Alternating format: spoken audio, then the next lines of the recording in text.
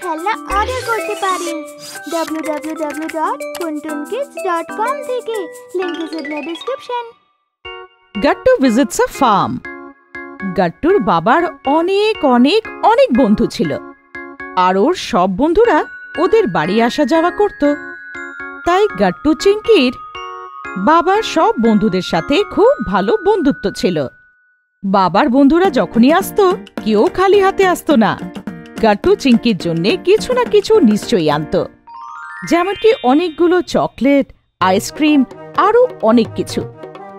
এক রবিবারের কথা, গাট্টু চিংকি আর বাবার ছুটি ছিল, তাই সবাই খুব রিল্যাক্সড হয়ে বসেছিল।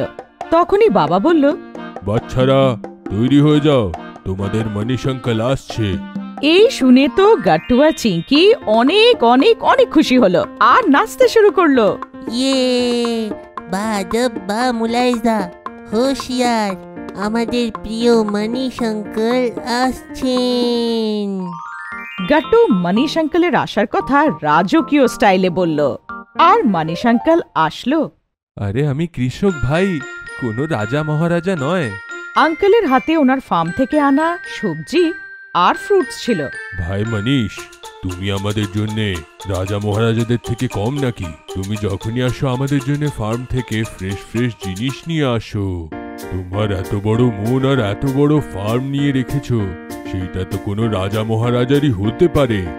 এটা শুনে মনীষ আঙ্কেলের সাথে সাথে মাও হাসতে শুরু করলো।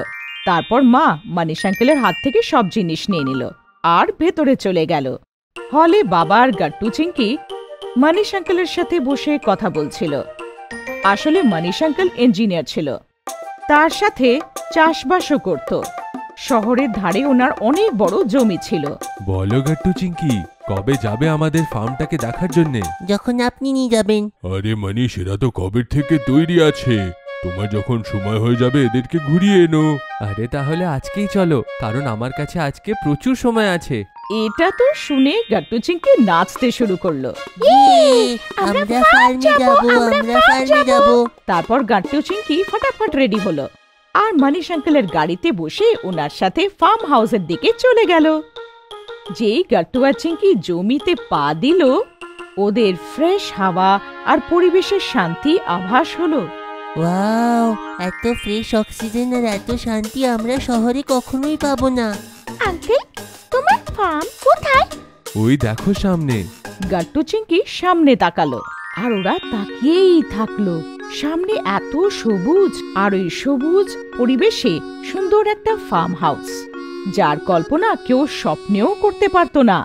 গাট্টু আর চিংকি ফার্ম দেখলো আর ওরা ফার্মের দিকে দৌড়ে গেল। তখনই ওরা একটা কুকুরের চিৎকার করার আওয়াজ পেল। গাট্টু আর চিংকি দেখলো যে একটা কুকুর ওদের দিকে ঘেউ ঘেউ করতে করতে আসছিল। কুকুর দেখে চিংকি জোরে চিৎকার করলো, ও ম্যাজিক! গাট্টু দেখো, আমাদের ম্যাজিক কত বড় হয়ে গেছে। আর দুজনে ম্যাজিককে ডাক দিতে দিতে ওর দিকে স্পিডে দৌড়ে আসলো। ম্যাজিক দুজনকে চাটতে শুরু করলো। গাট্টু চিংকি ওকে খুব আদর করলো আর ওর জন্য আনা বিস্কিট ওকে খাওয়ালো। আসলে ম্যাজিক গাট্টু চিংকিরই কুকুর ছিল। যখন ও ছোট ছিল তখন বাবা ওকে এনেছিল। মার ডগি পছন্দ না, তাই মনীষ আঙ্কেল ম্যাজিককে নিজের ফার্ম হাউসে নিয়ে এসেছিল। ম্যাজিক এখন অনেক বড় হয়ে গিয়েছিল, তাও ও গাট্টু চিংকিকে চিনতে পেরেছিল। তারপর গাট্টু চিংকি, ম্যাজিক আর মনীষ আঙ্কেল চারজনে ফার্ম ঘুরতে শুরু করলো। ম্যাজিক সবার থেকে আগে ছিল, যেন গাট্টু আর চিংকিকে পুরো ফার্ম ঘুরে দেখাচ্ছিল। গাট্টু চিংকি, আমি তো এখানে আসতে যেতে থাকি, কিন্তু ম্যাজিক কখনো ফার্ম ছেড়ে যায় না। ফার্মের দেখাশুনো আর সব সিকিউরিটি ম্যাজিকের উপরে। তারপর গাট্টু আর চিংকি সবজির চাষ দেখলো, যার মধ্যে টমেটো, গাজর, পালক আর ফুলকপির ক্ষেত ছিল। গাট্টু চিংকি একটা একটা লাল গাজর জমির থেকে বার করলো আর জলের ধারায় ওটাকে ভালো করে ধুয়ে খেয়ে নিল। আর খেতে খেতে কথাবার্তাও বলছিল।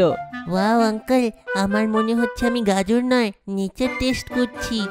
সত্যি কত তাজা, কি সুন্দর গন্ধ, কি মিষ্টি। আমরা যখন মার্কেট থেকে ক্যারেট আনি তার মধ্যে এত স্বাদ থাকেই না। এর দুটো কারণ আছে, একটা তো ওইগুলো ফ্রেশ থাকে না, আর দ্বিতীয় কারণটা হলো সেইগুলোকে কেমিক্যাল দিয়ে ফলন করা হয়, যেমন কি কোনো রকমের পেস্টিসাইড কিংবা কেমিক্যাল। কিন্তু আমাদের ফার্মে সব জিনিসই অর্গ্যানিক। কম্পোস্টের মতন খাদ সেইটাকে ফার্মেই বানানো হয়, আর সব প্লান্টসদেরকেও দেওয়া হয়, সেইটারই জাদু। তারপর গাট্টু আর চিঙ্কি কম্পোস্টের প্ল্যান্ট দেখলো। তারপরে ওরা ফার্মে আলাদা আলাদা ডিপার্টমেন্টও দেখলো। তার মধ্যে একটা ছিল ডেইরি ডিপার্টমেন্ট, যার মধ্যে অনেক গরু আর মোষ ছিল। ওদের দুধ বার করে ওখানে প্রসেস করা হতো। এখানে কিচ্ছু ওয়েস্ট হয় না। গরুকে চারা যে খাওয়ানো হয় তার থেকে দুধ হয়, আর সেই ফসলের যে গোবরটা তৈরি হয় সেটাই কম্পোস্ট হয়। তারপরে ওরা এগ ডিপার্টমেন্ট দেখলো, যার মধ্যে অনেকগুলো মুরগি ছিল। ওরা ফার্মকে ডিম দেওয়ার কাজ করত। তারপর গাট্টু আর চিঙ্কি মাছের ডিপার্টমেন্ট দেখলো। একটা বড় ডিমের আকারের তালাব বানানো হয়েছিল। ওর মধ্যে অনেক ফ্রেশ জল ছিল, তার মধ্যে রং বিরঙ্গি মাছ ভাসছিল। এইভাবে গাট্টু আর চিঙ্কি ম্যাজিক আর মানিশ আঙ্কেলের সাথে ঘুরে ফার্মের এক একটা কোণা দেখলো। তারপর ওরা ওখানেই বসে আঙ্কেল আর মজদুরদের সাথে খেলো। গমের রুটি, মেথি শাকের সবজি, সাথে তাজা পেঁয়াজ, গাজর, মূলো, লঙ্কা আর আলাদা আলাদা প্রকারের চাটনিও ছিল। ওয়াও, এর থেকে ভালো লাঞ্চ আমি আর কখনো করিনি। এখানে সব জিনিস খুবই অদ্ভুত। তারপর গাট্টু আর চিঙ্কি কিছুক্ষণ ফার্ম হাউসে রেস্ট করলো। ফার্ম হাউস, সেই ফার্ম হাউসের মধ্যে একটা সুন্দর বড় বাংলো ছিল। তার মধ্যে শহরের সব সুখ সুবিধে ছিল। তারপর গাট্টু আর চিঙ্কি ওইখানে কাজ করা মজদুরদের সাথে ঘুরে ঘুরে কাজ দেখলো। তার সাথে ওদের সাথে অনেক অনেক কথা বলল। আর দেখতে দেখতে সন্ধে হয়ে গেল। এখন বাড়ি যাওয়ার পালা। গাট্টু, চিঙ্কি আর মানিশ আঙ্কেল গাড়ির দিকে এগোলো। ম্যাজিকও পেছন পেছন আসছিল। ম্যাজিক, তুমি আমাদের পেছনে এসো না। এখন আমরা যাচ্ছি, কিন্তু আমরা নেক্সট সানডে নিশ্চয়ই আসবো। এটা শুনে ম্যাজিক ফার্ম হাউসের দিকে ফেরত পালালো, আর গাট্টু চিঙ্কি গাড়িতে বসে শহরের দিকে এগিয়ে গেল।